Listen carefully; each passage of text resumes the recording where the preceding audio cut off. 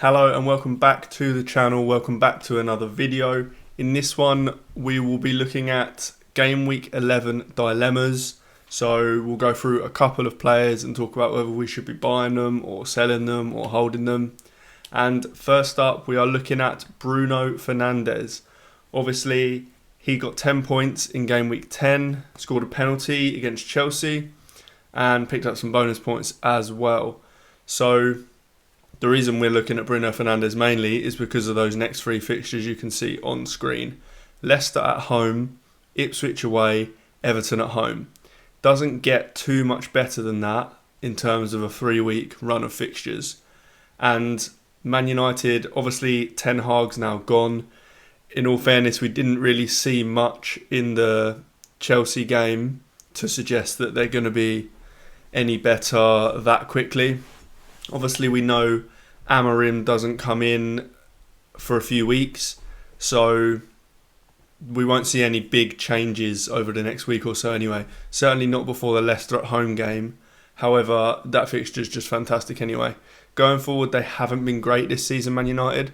They're one of the lowest scoring teams in the league, unfortunately. But Bruno Fernandes is at the heart of everything. In the last 2 weeks, he's been involved in the most big chances, more than Haaland, for example. He is top 5 for shots taken this season. He is getting involved, but he just hasn't really picked up that many points. Obviously, it took a penalty for him to get points in the week just gone. But I do believe that Man United players should be looked at for the next three. I think fixtures create form. We've seen that with other teams and other players. So I do believe that we should be looking at Man United assets. For example, last week, I wildcarded. I've got 3 Man United assets. A lot of people said that was probably a bit silly, and maybe it is. Maybe we won't see United turn this around even a little bit. But I've got Garnacho, Bruno Fernandes and Dalot in my team for this run of 3 fixtures. I then plan to get rid of at least 2 of them. I don't plan on holding them long term because, as you can see, afterwards it's Arsenal away, very tough fixture. Nottingham Forest at home, pretty tough fixture. And then I think they've got another tough fixture after that. It could be Man City, or that very tough fixture after that Forest game as well. But I think that Bruno Fernandes is even up there in the captaincy conversation, to be honest. If you've watched my video this week, the captaincy model video, then you know that he is right up there in the captaincy conversation. So yeah, I think he's a great option this week. And I do think you should be looking to buy Bruno Fernandes for this week. Okay, so the rest of this video is actually going to be about forwards. We're going to talk about a couple of forwards that people are selling at the moment. And then we're going to talk about a few forwards that could be nice replacements for these players. So, first up, Erling Haaland. Obviously, 4 blanks in the last 5 game weeks is not good enough when you're 15 million. You're a lot more expensive than every other player in the game. You have to be delivering much more than the other players, like he was in game weeks 1 to 4. But he hasn't been recently. Now, in all fairness, that's not through lack of chances or lack of creativity. He just seems to be on a little bit of a cold finishing streak. He's been getting good chances. Over the last 2 weeks, he has had the most shots in the league, the most shots on targets in the league, the most big chances in the league. He's got the highest XG in the league over the last couple as well. Granted, a lot of that was in the Southampton game. But even so, he's still top of all the metrics that you'd want him to be top for. He's just not putting the ball in the back of the net at the moment. So yeah, for that reason, I'd say that I don't think he's a must sell by any means. I think that he definitely will start scoring again soon, and he'll score a lot of goals again soon. I don't think this is like a common thing that we'll see throughout the season where he's just going to go 5 weeks scoring 1 goal. Can't see that happening. I think against Brighton this weekend, he probably will score, potentially more than 1. But as you can see on screen, the fixtures aren't the best. Brighton away, Tottenham at home, Liverpool away, Forest at home. Gets a little bit better after that. But the next 4 aren't the best. And there are just other premium players that do have better fixtures during this run. So the likes of Palmer from game week 12, he's got fantastic fixtures. Saka as well from game week 12 onwards. Salah at the moment and Liverpool scoring more goals as well than Man City. But not only that, they do have slightly better fixtures. Obviously, they play Man City in game week 13, as you can see on screen. But there are just other premiums that are better at the moment. And not only that, there are also good budget forwards, or not even budget forwards, just most of the other forwards are pretty good at the moment. So I do think you can sell Haaland. I think you can actually sell him for quite a long time as well. I mean, there is a period around game week 18 to game week 22-ish where he's got a good run of 5 games. So you could always get him back for that. Or you could wait until game week 30-ish. He's got a very good run at the end of the season. So you could always, you'll probably be wildcarding around then anyway. I know it's a long time away, but we can talk about it. It's a long time away, but like I say, you'll probably be wildcarding around then. So you could always get him back on wildcard at that point. Regardless, I do think it is quite a good time to sell Haaland. If you end up keeping him for the next couple, I think you might as well then keep him for a little bit longer. I think now is probably the time to do it. And let's talk about another forward that people are looking at selling this week. Okay, the next forward we're looking at is the second highest priced forward, Ollie Watkins. Now, he's blanked in 3 of his last 4 game weeks. And again, he just takes up a lot of funds in that forward line when there's so many good midfielders right now that it's tough to warrant that kind of return from 9 million or whatever he is. The fixtures aren't horrendous to going forward. I mean, you can see on screen it's Liverpool away, which obviously isn't good. Crystal Palace at home is a pretty good fixture right now. Chelsea away is okay. Their defence hasn't been the best, but also not the worst. Brentford at home, Southampton at home, both fantastic fixtures.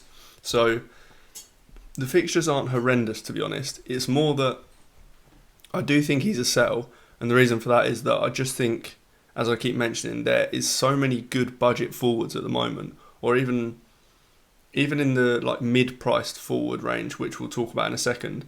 But the players that are cheaper than Watkins at the moment are just delivering to a similar or better output. So, like I say, I don't think the fixtures are that bad. I just think I'd rather have my funds in midfield with the amount of good budget strikers we've got, which we'll talk about in a second. But yeah, I do think Ollie Watkins is probably a sell. Again, if you keep him, you have to keep him for a while, I think. If you're keeping him this week, then you keep him for that Brentford Southampton fixtures in 14 and 15. I think this is the week to sell where he's got the bad fixture against Liverpool. If you keep him this week, you end up keeping him next week, and then you're close to them fixtures anyway. So I think he probably is a sell this week. So let's look at some of the replacements for him and for Haaland if you're selling him.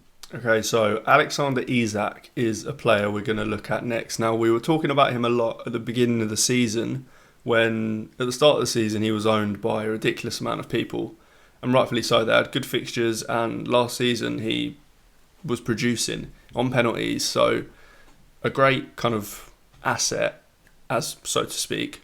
But Newcastle and Isak himself just weren't producing at the start of the season at all. If you watched any of the videos from me earlier in the season, you'll know that I found myself watching quite a lot of Newcastle games, and they were awful, to be honest, in a lot of their games. They've been better recently. They've also been better against better teams, which is kind of weird. Like, they were quite good at Arsenal the week just gone. They were very good at City a few weeks ago. But now they've got a few good fixtures coming up. So as you can see on screen, Forest away, which is green. I'm not sure it should be green. Forest defence has been very, very good of late. So I'm not sure that fixture is as good as it looks, but still, not the worst. West Ham at home is a fantastic fixture right now. Their defence is a mess. Crystal Palace away is also a very, very good fixture. Then Liverpool at home, not the best. Brentford away, that probably should be a green fixture for attackers. Brentford defence hasn't been great.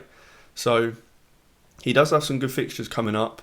And what I quite like about him is that he's just a little bit cheaper than the likes of Watkins, and obviously a lot cheaper than Haaland. So I definitely think he is a good option. Another player in kind of his price bracket is Nicholas Jackson.